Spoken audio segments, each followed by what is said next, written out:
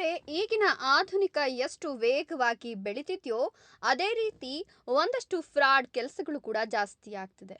ಈ ಒಂದು ವಿಚಾರಕ್ಕೆ ಸಂಬಂಧಪಟ್ಟಂತೆ SBI ಗ್ರಾಹಕರು ನೀವೇನಾದ್ರೂ ಆಗಿದ್ರೆ ನಿಮ್ಮ ಖಾತೆ ಮಿಸ್ ಆದ್ರೂ ಕೂಡ ಖಾಲಿ ಆಗ್ಬಿಡುತ್ತೆ. ಬ್ಯಾಂಕ್ನಿಂದ ಸಂದೇಶವನ್ನ ಕಳಿಸಿದ್ದಾರೆ. ಹಾಗಾದ್ರೆ ಏನದು ಎಚ್ಚರಿಕೆಯ ಸಂದೇಶ? ಇದರ ಬಗ್ಗೆ ಒಂದಷ್ಟು ಡೀಟೇಲ್ಸ್ ಅನ್ನ ಕೊಡ್ತಾ ಹೋಗ್ತೀನಿ. ಅದಕ್ಕಿಂತ ಮೊದಲು ನೀವಿನ್ನ ನಮ್ಮ ಚಾನೆಲ್ ಅನ್ನು ಸಬ್ಸ್ಕ್ರೈಬ್ ಮಾಡ್ಕೊಂಡಿಲ್ಲ ಅಂದ್ರೆ ನಮ್ಮ ಚಾನೆಲ್ ಅನ್ನು ಸಬ್ಸ್ಕ್ರೈಬ್ ಮಾಡ್ಕೊಳ್ಳಿ.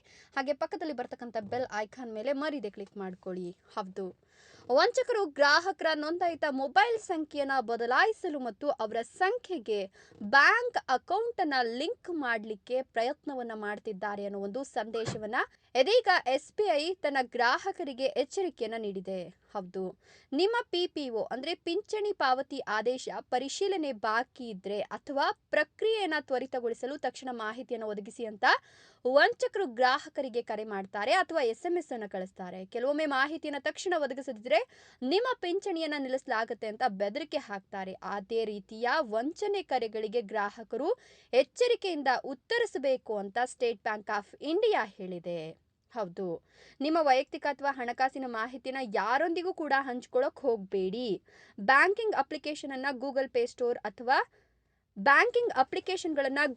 ಸ್ಟೋರ್ ಅಥವಾ ಆ್ಯಪ್ ಸ್ಟೋರ್ನಿಂದ ಮಾತ್ರ ನೀವು ಡೌನ್ಲೋಡ್ ಮಾಡ್ಕೊಳ್ಬೇಕು. ಯಾವುದೇ ಸಂದೇಹ ಇದ್ರೂ ಕೂಡ ನಿಮ್ಮ ಹತ್ತಿರದ ಬ್ಯಾಂಕ್ ಶಾಖೆಯನ್ನು ಸಂಪರ್ಕ ಮಾಡಬೇಕು ಅಂತ ಇದೀಗ SBI ಹೇಳಿರ್ತಕ್ಕಂಥದ್ದು.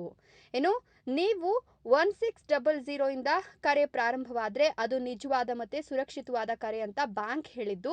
ಅಂತಹ ಕರೆಗಳಿಗೆ ಉತ್ತರಿಸುವಲ್ಲಿ ಯಾವುದೇ ಅಪಾಯ ಇಲ್ಲ.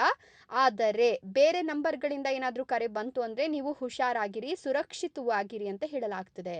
ಇನ್ನು ಗ್ರಾಹಕರಿಗೆ ಒಂದಷ್ಟು ಲಿಂಕ್ಗಳನ್ನು ಕಳಿಸಿ ಅದರ ಮೇಲೆ ಕ್ಲಿಕ್ ಮಾಡಲು ಹೇಳ್ತಾರೆ.